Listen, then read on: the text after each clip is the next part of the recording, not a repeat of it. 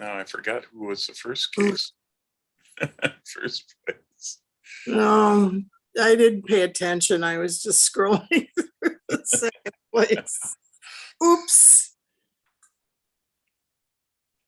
Now I forgot who was the first case. First place.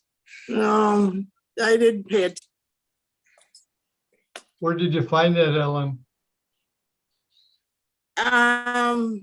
I sent her the PDF file. Yeah.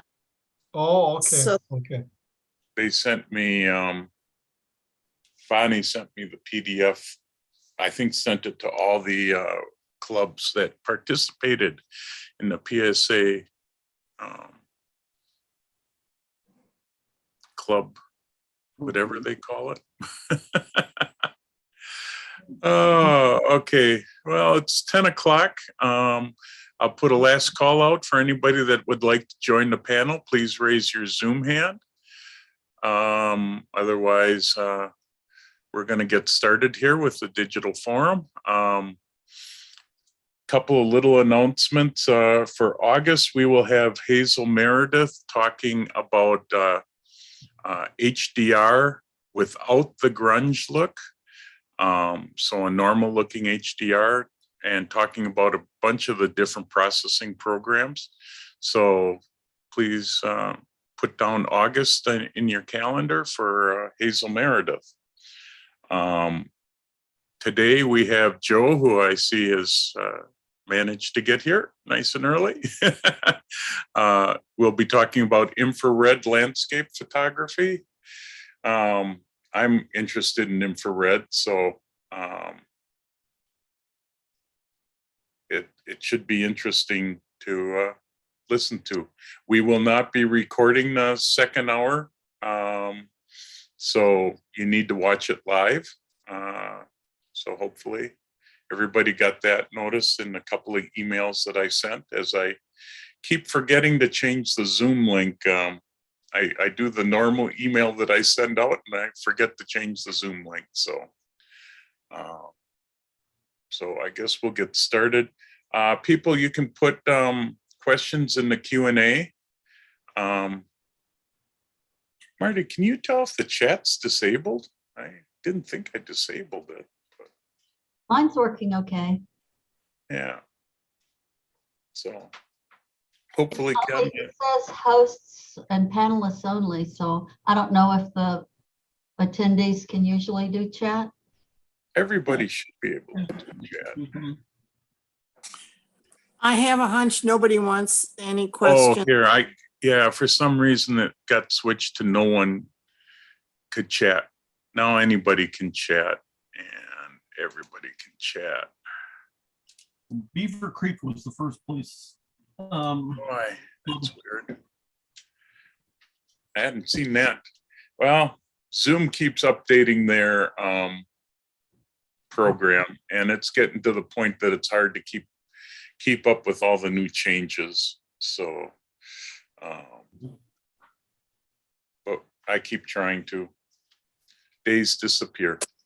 So, any of the attendees have any questions this morning? Hey, we're looking for questions. Come on. Or any of the panelists? I just want to say that we had a nice turnout for the Menominee Falls live and in-person picnic in July. Oh, this month, a couple week ago or so. It was really, really nice. It's lots of ice cream. Some ice cream. Lots of ice cream. Yep. So they were auctioning off at the end for nothing. If I remember hearing right, Ken still has ice cream. Does he? I took one of the small buckets. It was good. That stuff does not melt, honestly. Well, that's good. Oh, Oops. the question went away, but Yeah, I typed an answer, but I didn't realize it would take the question off. But I'm a photo pillar. I've been to their camp in Spain for 3 years, 3 different years. And so I know the software pretty well. And I've taught a class in it, so if he's interested in getting together, or I can Okay. answer any questions. Yeah, I use it periodically. I don't use it a whole lot.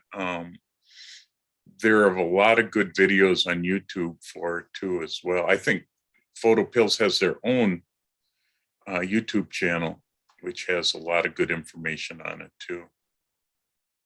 Yeah, But, Raphael does their videos for the company, and he does a really good job. He has a strong accent, and some people say it's a little bit hard to understand, but his videos are really good. Good. I like Photo Pills too. I think it's a very good software. I think it's only available on the phone too. It'd be nice if it was available on your computer too, so you could do both ways. They're working on an edition on the computer, and that will probably be another year before they're out with their updates. They are going to go to a subscription model, though.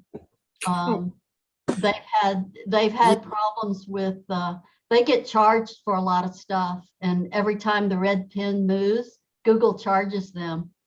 And so they're going to go to a subscription model to cover, for a couple reasons, to cover the cost. A lot of the like tidal data around the world, they haven't put into their application because everybody that has that data charges for it. And so when they go to a subscription model, they'll be able to add things like that. And they're also interested in forming a community of people, subscribers, because the way that they have it now is they don't have any information on who owns the application. That's all in, I guess, in Play Store, Google Play Store and Apple, and they don't get the information, so they don't really know who the users are. They don't have a user base. What is this app, Gemma? What is this app, and PhotoPills is an application for planning your photo shoots, mostly for landscape photography, and it has information on how to set up photos and where the sun and the moon is going to be, where the it has a lot of information. Eclipses. It has Photo Pills, it's called PILLS? Yeah. Okay. Yeah, I use it when we're out traveling, and it works pretty well. So, Marty's got it. yeah, there is a iPad version of it. I know Ken asked about or said there should be a computer version. There is an iPad version, so I'll just kind of walk through. I don't really use it. I have it, but I've never really used it. But you can see that you can view by location, sunrise, sunset, shadows, where all that's going to go. It tells you all the times. If you want to look specifically for a location just for the sunrise or sunset, or the moonrise or moonset. And then there's other helpful things, how to do your settings for the camera, if I think that's correct. Is that right, Drama? Yes. Depth of field, field of view, and so on and so on. So, if you're into astrophotography, obviously star trailing and other helpful information in there. So, as you can see, they've got an academy, so all kinds of videos in there on how to use the app.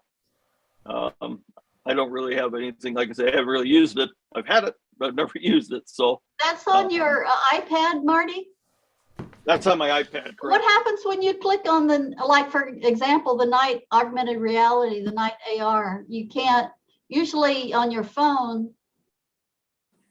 Yeah, it needs the camera on the phone to be able Yeah, to. well, there is a camera on the iPad too. So obviously is trying to find where I'm at here, but check you're not. Oh, yeah. So yeah, and I am. So Yeah. so let's see if it's now that I have it off of the case, maybe it'll. But I have maybe I'm used it too with close. my iPad and my iPhone, because it's nice to sort of be able to sit in your hotel room and plan things out ahead of time. Yeah. It works nice for Milky Way photography. Yeah, what happens when it looks like you can't find your location, so I'm wondering where it put you when you clicked on the planner. Put me right Oh. at my house here. Oh, it did know where your house was, so maybe it does have Yeah. your location.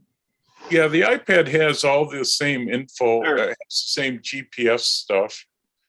There it is. There you So you go. can see, yeah, it can show you, and I don't know, Drama, you can explain what's going on here. I have no clue. Well, So that's, there's the Milky Way. It shows you where the Milky Way is. So on the right side there, if you move it to the right, Yeah, there go you to can the right see the more, Milky Marty. Way. I think you went past it. Yeah. I saw it.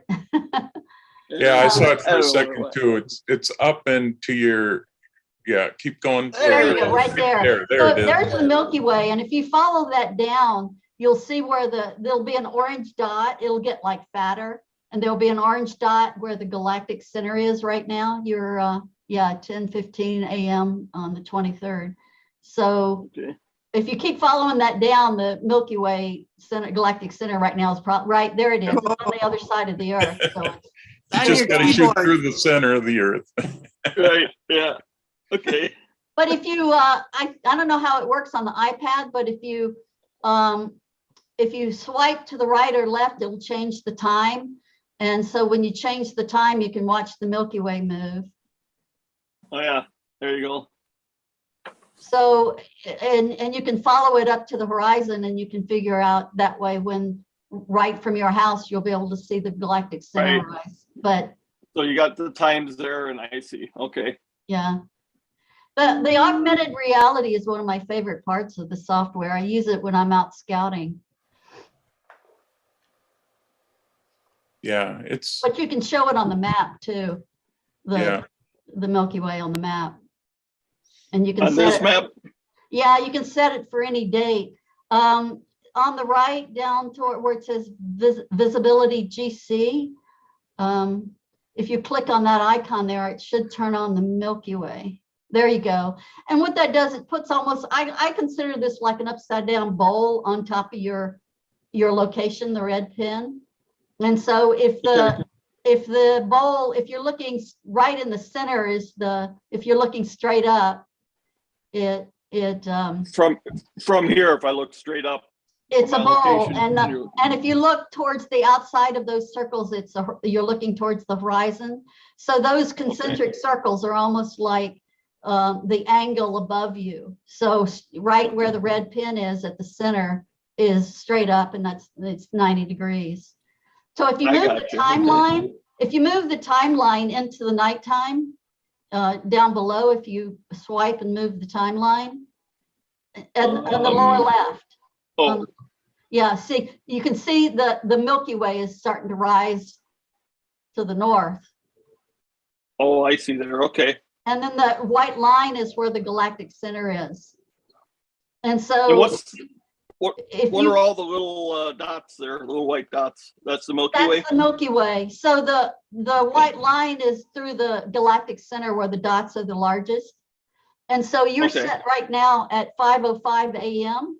So if you go out of your house and look south, kind of southeast at 5 o'clock in the morning, you'll see the rising of the galactic center of the Milky Way.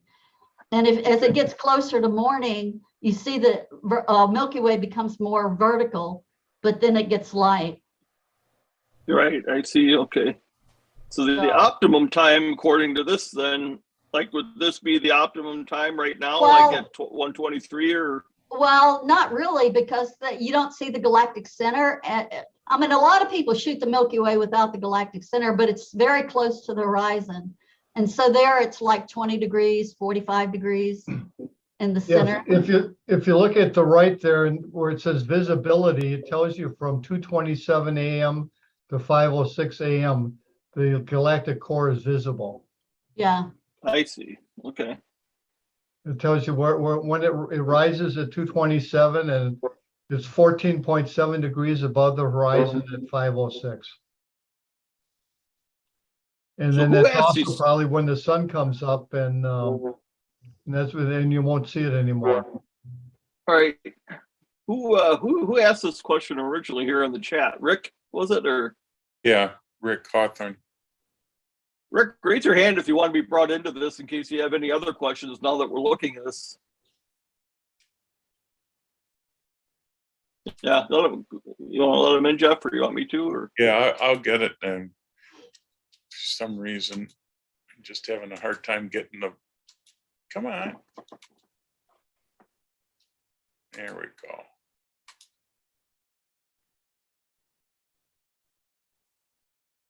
There's a button on the lower right corner of the map that looks like a layers button, and that actually Yes. will, if you click on that, that will allow you to turn on the sun layer, the moon layer. Like right now, you have the sun layer on, which is the yellow and the orange.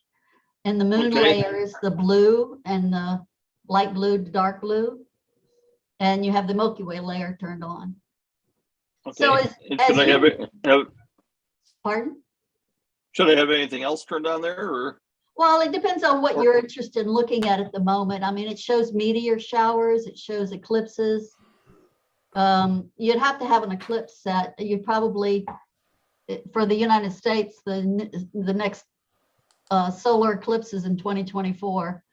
So you'd have to have Okay. it, and it goes through Texas up through New York. But you can move the timeline at the bottom, and you can see the lines move.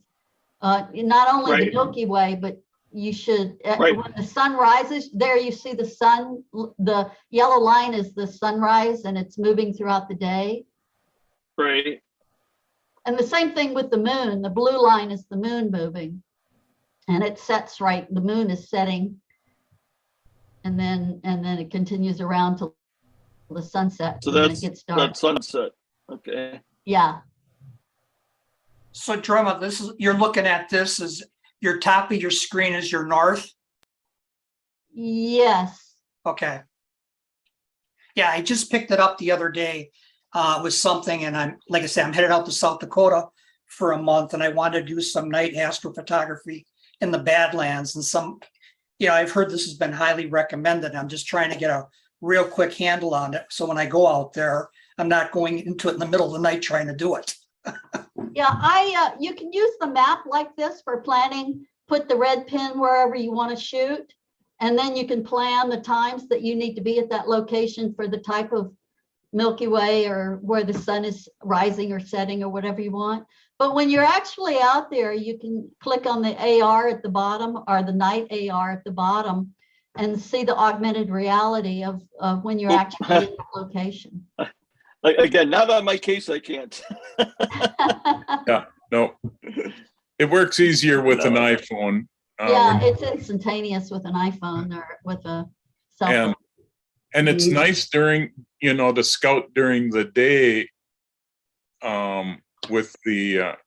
with all that, so you can actually see where you can set up and where you're going to have the Milky Way or even the North Star if you're going to shoot star circles. And then you can save whatever you're planning there.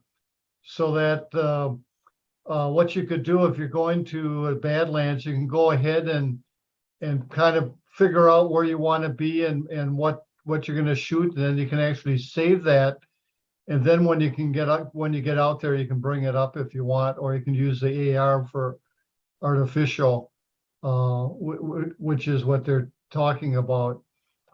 Augmented reality. Yeah, Plus, you can also, you can also, the red pin is where you're gonna photograph from. And then you can also drop a black pin for what you want to photograph. And then you can calculate the distance between the two, and you can also calculate the elevations. And then when you look at the moon or the sun, you can see what the elevation is and see whether that's going to be above or below where your black pin is. Yeah, because one of the problems I'm going to be dealing with, and I know that, is I'm going to be out there for a month, and on the scenic road in the Badlands, they're doing construction on all the different lookouts, and it's rotating. So one week, one lookout is going to be closed. The next weekend, another lookout is going to be closed. So my intent is, I've been through before, when I go out this time, before I get I settle in, I'm gonna hit that, look at the different lookouts again, see what I see. And then I was playing a little bit and I figured, okay, I can mark this one, mark that one, looking when my full moon is, so on and so forth, because the full moon's there, of course, astrophotography ain't gonna work. So that's why I was just trying to, the little bit I've played with it for the last day or two, it's been kind of a bad learning curve. Yeah, yeah, but like they said, there's a lot of videos on it. There's so much into this that it's some people are doing like a 2 or 3 day course on photopills because there's so much information in there. Yeah, and that's where I was coming from, Ken, because other stuff I've done when you do the basic search net, all of a sudden you get so much garbage from YouTube that you waste more time than you do learning. So that's why I figured while we're on the panels here, if I can get a couple down and dirty reference point to go in, get my hands dirty, it saves me a lot of time. So I appreciate the input. Yeah, are you a Kelby member? No, Okay, there's a short course on Kelby with it. And out of Chicago had a course on it during the last program they had. Yeah, Rich, for your purposes, I would recommend that you go to all those locations, put the red pin on them. Yeah. And estimate the time that you want to be there, and then save that as a plan, and then just save a whole bunch of plans, because there's a load button at the bottom. You can click on it and load all your plans. You can also load locations. There's a lot of locations around the world saved in there already. yeah, and that's what I did. One of the locations I was planning on drama, I put in there, and then I start, okay, I got it in, and then I saw the scale at the bottom. Okay, well, here's, basically what I'm looking to go out there, like on this date I just targeted, but I did not know all these stuff on the side, like the Galactic Center, so on. I didn't know what those were, or if I had to choose an option for each one. Now that I know it's a sliding scale, I've got all the information right there. That's a great help also. Yeah, that panel, they're usually on the cell phone, they're on the top, but that panel that says Galactic Center tells you on the date that you're set, those blue dot is how visible the Milky Way is going to be on that day. If you're on a day when there's a full moon, there's too much light, and those bars will be very low. There'll only be 2 bars there. But tonight, Thursday, you're set to Thursday, 10:35 p.m. and there's almost all the bars are there. So I think we're close to a new moon. Yeah, within the moon category, there's one point that says calendar, and if you click on that, it shows you the moon for the entire month, and you can see which days are best for doing night photography. Okay, yeah, because I did notice when I'm out there, I looked at when the full moon was, so I avoid those dates. Yeah, the panel, the second one down right now, it says sun moon. On the bottom line, Yeah. It says moon. Across, if you follow it to the phase, it says it's at 50%. The moon is at 50% tonight. You can see those numbers. Oh, I move see. as you Okay. Move the time. I see. Okay.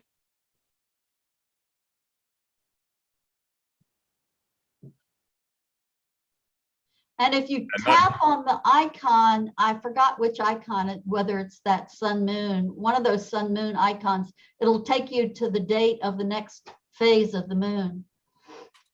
You're talking down in the On the graph on the bottom. No, on the panel on the right. If you On the click panel on the icon for one, I'm not sure. Yeah, I think it's that one, sun moon. It'll take you, click on it again, it'll take you to the time of the next phase. Yeah, see the date, if you watch the date, it's hopping. It's now I on see. Yeah. 8/11.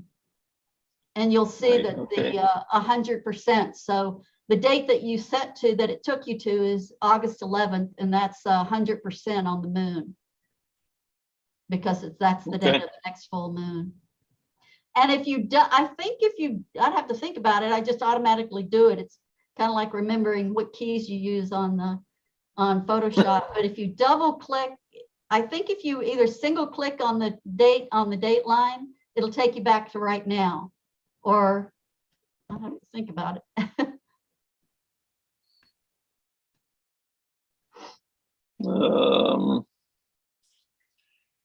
Yeah, well, and it's hard because the iPad app has so much more information than the phone app does showing. Because they've got to scrunch all that stuff in that what he has on the sidebar isn't Yeah. quite as prevalent on the bottom of your phone. So you just have to remember some of the stuff. Yeah, the panels are on the top and you have to scroll across for all the, I think there's 13 panels, if I remember right. But if you double click on I just double clicked. And if you double click on the timeline, it takes you to the current time. 7:23. There you go. Yep, Yeah. yep, okay. And then you can start from there. I mean, there's so many little tricks in the software. It's really amazing. The thing I don't like about using it on like this on the iPad, you can turn it and it'll put the panels on the side on the phone too. If your phone is set to switch, what do you call it? Switch Orientation, yeah. yeah, but the map becomes smaller, and when I do that, my map is so small on my phone. I like the larger map. Another little trick about this that a lot of people aren't aware of is on those two white icons on the lower right corner of the map. The right one I showed you takes you to where you can set your layers, but the other one with the plus sign brings you a whole list of buttons. And so the button that's the furthest on the left there will take you back to your current location. If you get lost somewhere, you get your red pin, you can't find where you are, then you can click on that and it'll take you back to where to your. And imagine the kind of 45-degree arrow would probably do the same.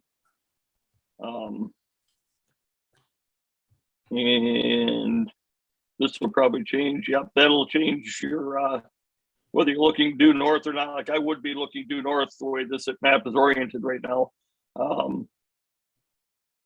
Yeah, the second button over has a little X on the bottom of it, and that's actually helps you move the red pin.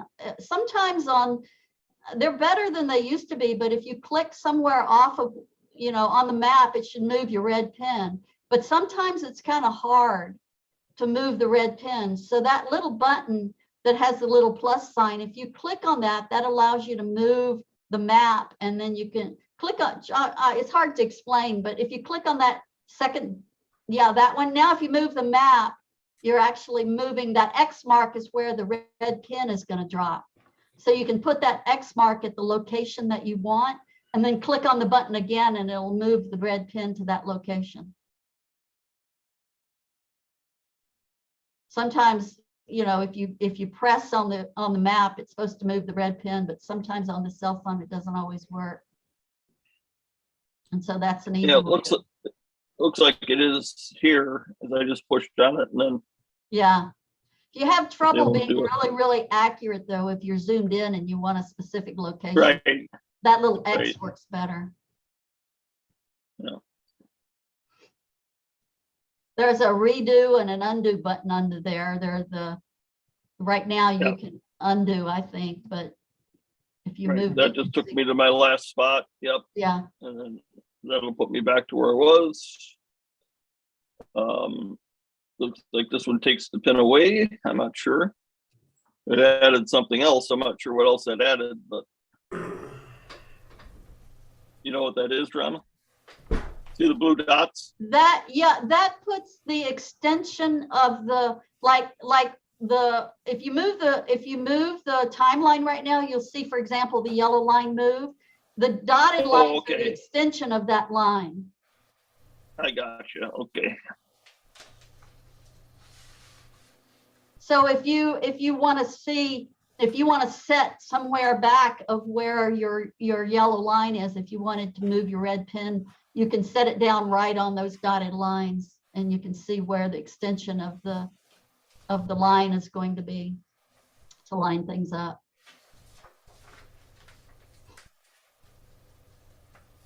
It just helps you find those locations. I see. Okay.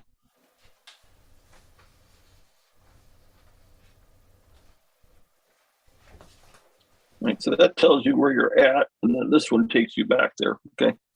Yeah.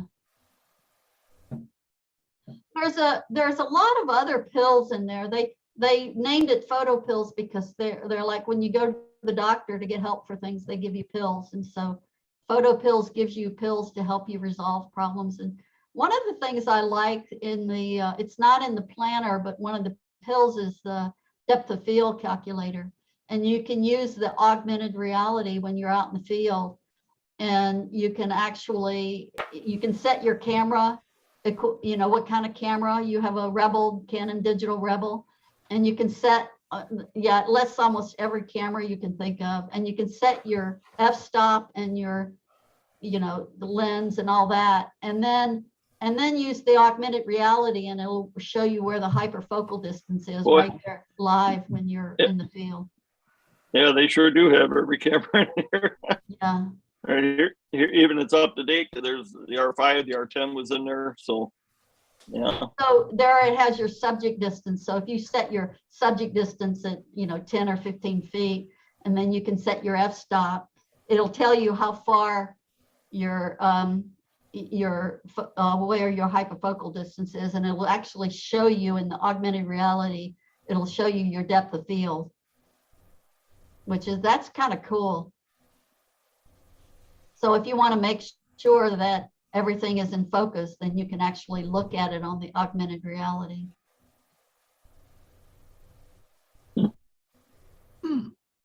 Yeah, like last year I taught a class, I did a workshop on this to my camera club in California. And I went for an hour, and then we were scheduled for an hour. And then I asked them if they wanted me to keep going.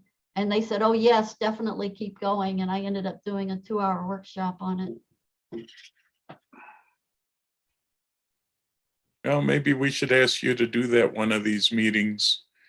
If you'd be willing, because I struggle with it every time we pull it out to use it, because I only use it maybe once every 3 or 4 months. Yeah, I can do that. I would have to refresh my own memory because some of this stuff I also forget if I don't use it for a while. Sure. And I use about 3 different programs, which messes me up even more because I use the Photographer's Ephemeris, which has a lot of the same stuff as this does, a little more simplified. And I also use Sunseeker for sunrise and sunset stuff because it has a nice augmented reality feature to it too. So, but this is, I think, the best one, but it's also the most complicated. Yeah, there's another thing that this one will do. And there's 2 spires on a church down in downtown Milwaukee that I've been wanting to get the moon setting between those. They have clocks on the 2 spires, and I want to get the 2 clocks with the moon setting between them in between. And you can actually use this to figure out where you have to be to have the size of the moon at the size that you want it. But it's very complicated. I went through it in June when I was at the camp this year. When I was over there, I went through a class with it. And at the time I came out of the class, I knew how to do it, but it's already been a month and a half. You know, I'm a month and a half away and I've already forgotten. So I need to just sit down and use it. But that's another pretty cool thing that it does. You can, you know, there are a lot of places you can figure out not only where the sun is setting or the moon is setting, but you can figure out how big the moon is going to be for your distance. Yeah, and the name of the program is Photo Pills, PHOTOPILLS. And I believe it's on both Android and iPhone. I know it's on iPhone. Yeah, I have it on Android. I have it on Android too. Okay. And then, of course, there's Yeah, always Photographer's Ephemeris. That's another one that's similar to it. It cost me 12 Not bucks. as complicated. That cost me 12 bucks on the Android. Okay. Yeah, I saw Looks that. like Carl's got a question, Jeff. Yeah. I think Carl had the question of what was the name of the program. Oh, okay. he can lower his hand then. Yeah. Yeah. Yeah, and I did hear that they were going subscription, but I certainly don't blame them for all the fees that they get charged for all this different stuff. And there are times I'm starting to do a few more subscriptions only because it helps support the programmer, especially a small programmer. Yeah, Big guys I'm not as worried about, but the small guys are like Photo Pills where they've got to pay all these fees for the use of the maps and Yeah, I paid $10 for it about 5 or 6 years ago when I first started using it. And I asked the main developer when I was over there why they didn't charge for upgrades. I have never paid any more for it. And I was actually encouraging them that you know, they need money, keep money coming into the company. And he said that they were more interested in developing a community than they were in charging for upgrades. But the problem that they have with all the data that they want to put in there, like tides, for example, they can't get the data without paying money. And so that's that's why they're going to subscription. yeah. So, you know, there are times when subscriptions are worthwhile. It helps support the small programmer, which is how a lot of them are making their money. And sometimes I know I've got one weather app that I pay a subscription because I know it costs them to get that weather information every time. So yeah, we'll look at maybe this winter doing a Photo Pills thing. If Germa's around and can do it, that'd be great. We'll work on that. Yeah, Any I other was last talking- questions on that? I was talking to them when I was over there about their new release. I'm supposed to become an alpha tester for them, which I haven't emailed them. I've been procrastinating and been a little lazy on that. So I need to contact them. And so if I give a demonstration, I can talk to some of the areas that they're working on to improve for the new release. Yeah, that'd be neat. Very good. I have to say, I feel like I just took an excellent short seminar on photo pills. You know, I wasn't expecting this. This should have been part of your announcement. Well, see, Joe, that's the strange part with Digital Forum is that we never know what we're going to get into. And we can take big detours into something that we never would have thought we'd be talking about today. I'm impressed. So Sometimes good, sometimes not so good. Yeah. Yeah, sometimes we get off on strange tangents once in a while, but Ken asked makes- a question, sorry. Ken asked Yeah. a question about the Canon EOS R7, and when it was Yeah. going to be available. I just did a search on B&H, and apparently they have that camera for $14.99, so it's definitely been released. oh, okay. I got to admit, I don't keep up on Canon. I only keep up on Nikon. So I let you Canon people keep up on your group. There's just too many cameras to keep up with. Yeah, I feel that way about Nikon. Yep. We each got our favorite camera. So,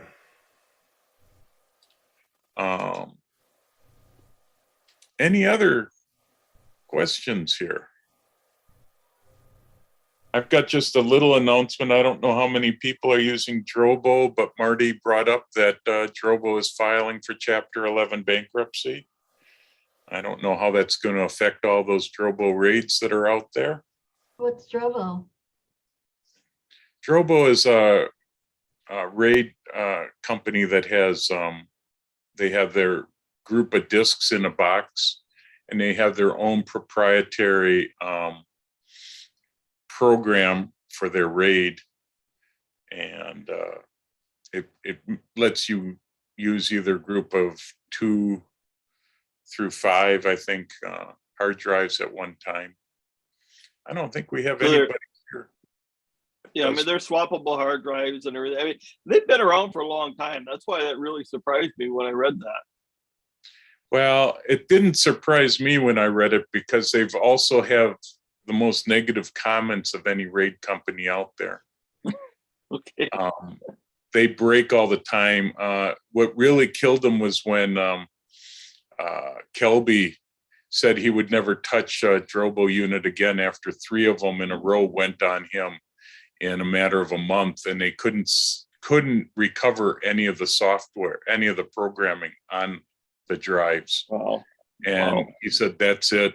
He'll never touch a Drobo again. And then a bunch of other photographers started coming up and saying, yeah, they've all been having the same problem. And there's a group of photographers that don't have any problems with them.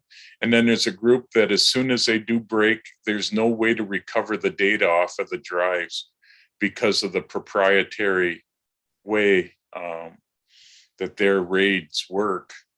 And I was hoping we had somebody maybe that would know more about RAIDs, because I don't know that much. And I've got one by OWC where I had some problems and I couldn't access the RAID until they could fix the programming.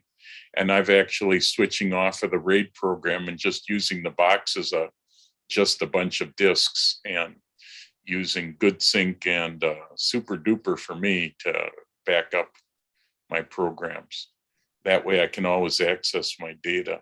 But I'm hoping we can one of these days get, I know a couple of our guys know more about RAIDs, and I want to sit down and maybe we'll have a talk about it, because when you have 5 or 6 drives, I actually have 10 drives that I'm running right now, and I needed to put them in a box because I just didn't, putting in all these hubs to make them work, all the separate drives work, was just creating a nightmare in wiring and powering. And with the box, I can use a 18 terabyte hard drive, so that helps. But so we have anything else? Oh, there's a PSA.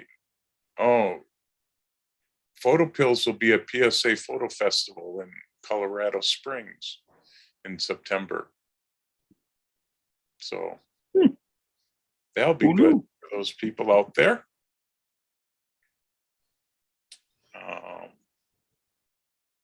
Just trying to think of anything. I haven't been able to sit behind my computer much, so other than working on speakers for next spring for Wacko.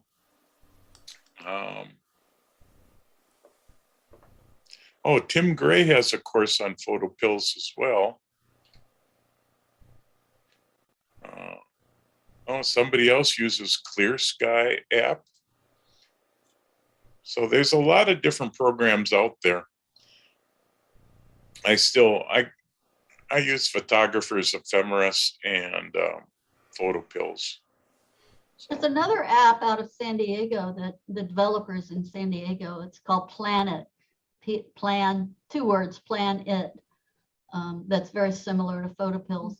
One feature that app has is you can do the planning and you can use the Google, what do you call it? Traffic view or Street View. Street View, right? And you can actually plan, as long as you can get to the location with Street View in their app, you can do what like the augmented reality, but you can do it with Street View instead of the real where you are at the moment. And that helps you plan too. We got Jane Hurst asking about suggestions for the air show that's going on this weekend in Milwaukee. Ken, how did that go? You probably, since I know you were, Ken and Brian, you both were scouting and shooting yesterday. Well, you don't get the whole show, but what we really had that worked out extremely well was the Blue Angels. For their practice, they did, I think, 40 minutes of flight. And then the other ones, I mean, we didn't see that much during the practice time, but I think we had used 1/2000 for the jets. And I didn't take the time to worry about we didn't have that many prop planes that were for the practice runs. I think there was a Red Bull plane. And so naturally, I just left mine on 1/2000 since I stopped the propeller. So, yeah, so that's not the way you want to shoot prop planes. And I think the prop planes, it varies a little bit based on the power of the engine too. Jeff, do you remember at all what you use for Yeah, prop? they used, oh boy, Moose Peterson had a lot of info on that. It's been so long since I shot prop planes. But it's a slower shutter speed, I think anywhere from a 60th of a second to 1/25th. Yeah, depending on the speed of the prop will make the difference in it. So I'm not quite sure. I'd have to go look it up again. Where do those planes take off and land? Do they come in and out of the Milwaukee airport?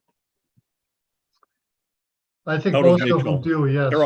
They're all out at Mitchell. I was just going to say, I was there yesterday as well. And the prop planes, I was able to shoot somewhere around 1/200th and get a pretty good propeller blur.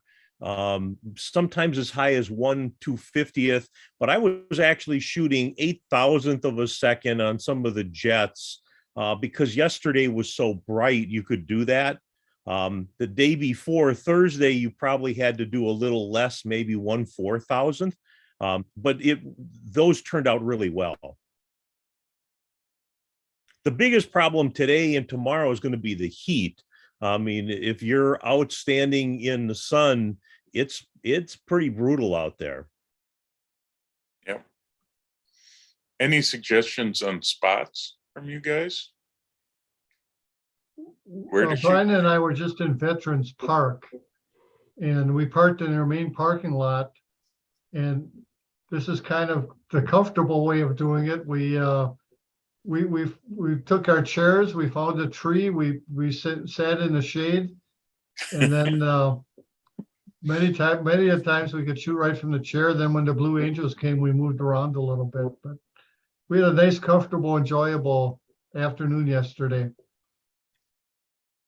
As I understand it, there is an area right south of Bradford Beach that is actually sort of the command center, and the performances are done really for that location. They actually have spotters that have lights that let the pilots know where they are so that they perform basically there. So if you're at Bradford Beach, you probably would have outstanding areas to see things. And then, of course, just south of that is where the paid admission people are. So that would be the prime spots. But then as you go either north or south of that, obviously you're more and more at an angle. So the more north you go, the more angle you would have. Same thing with the south. Yeah, one year I went up to the ridge of the park. I mean, just west of Lake Drive up on the hill. I forget, is it Lafayette Road or something up there? And the only problem with that is you got trees on the left and the right. And sometimes you don't have enough time to view the jet before it gets past the trees. And then when you do, you just have a short time period to get everything in focus and lined up. But otherwise, I mean, that one is more towards, I think, towards more of the action. Yeah, we didn't get the peak of the one jet upside down over the other type of photo from Veterans Park, although we did get them lining up for it as they were moving north. So Jane, are you a paying customer tomorrow?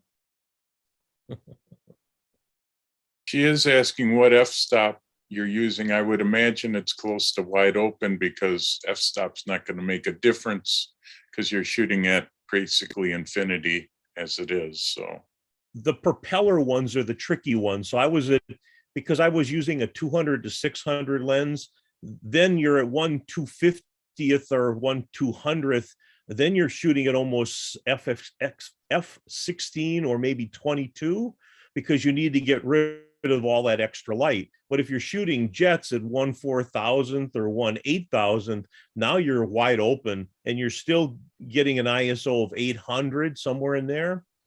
But again, it's going to change. I was there also Thursday, and depending on the amount of moisture in the air, it really does vary as to how bright it's going to be. So you have to watch what your ISOs are starting to move up to. So again, I was able to shoot 8,000th yesterday because it was bright blue skies and really easy to do.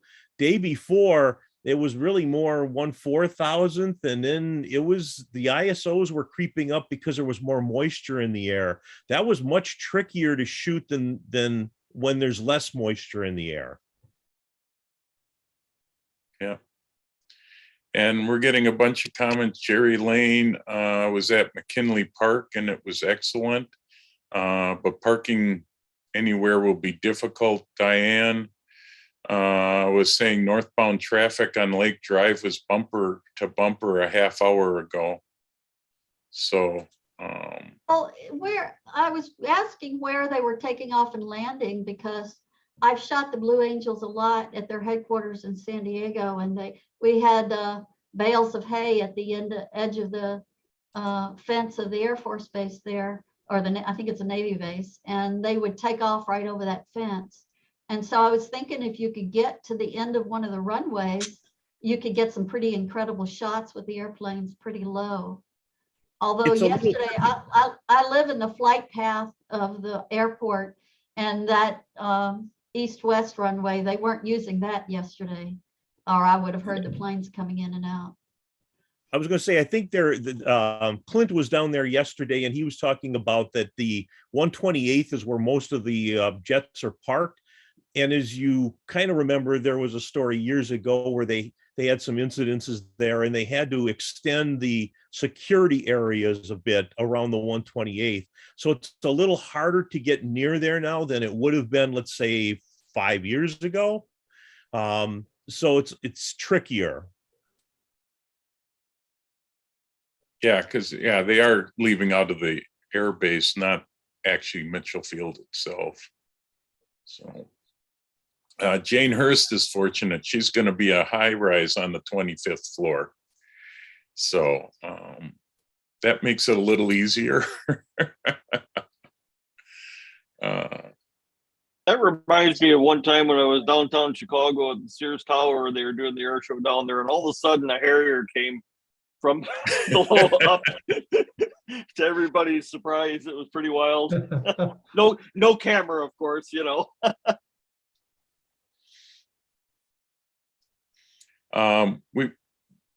If that's all we've got for the air show, they're staying by the Mitchell Field by the refueling group. Jim Hayes was saying. More on the Canon camera. I guess it looks like it's already back ordered, that camera. I would suggest, and somebody, Steve Youngerworth suggested, try some of the smaller retailers. I would try Bedford Camera out west. I found they are a small to middle size camera group, and a lot of times they have the cameras when you can't find it at Adorama or B&H. I've also used Unique Photo in the Midwest. I did check Hunts while we were looking, and body only is back order for them too. Like somebody mentioned earlier, you get kits, but who needs another lens? Yeah. So you sort of have to play the game where you just have to order in a bunch of different spots, and when it comes in from one, you cancel all the rest of the orders from everybody else. ProCam out of Chicago would be another good spot to check. So sometimes you get lucky. That's what I tend to do, is I've got a list of 5 or 6 places that I start checking for equipment. And some of the smaller ones, tend to work pretty good. And if you try Bedford camera, sometimes if you use the Moose's name as a coupon code, you get 5% off. So the last time I got one of my camera switchers for doing Zoom from Bedford Camera, because they were the only one out of the whole country that had got one in, and I was able to save 5% by using Moose's name, because that's where Moose gets all his camera equipment. So check Bedford Camera, bedford.com, I think is the email. Yeah, I just checked Picture Line in Salt Lake City, and they don't have it either, but they do have a button on their website that says notify when in stock. And Yeah. so put in your email address, you might be able to find it, get it when they get a few in. All these cameras are still in hard supply because they're still having problems getting the chips. So it's getting a little better, but it's still a problem. Yeah, I was able to get my R5 last week, so I was happy I got that. Well, I know checking for all the Nikon cameras, I could find all the Nikon cameras, even the Z9 I can get pretty easy, but heck, the Z9's a $6,500 pro camera, and not many people buying them these days. So, but any other questions? Boy, this is a quiet group, although photo pills took up a good amount of time.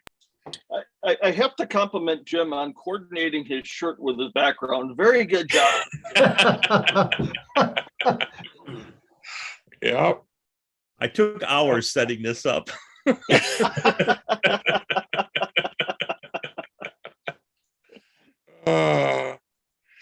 Well, everybody can now say goodbye to the people that are watching on YouTube. For all those people, I know we have about 4 or 5, so goodbye people from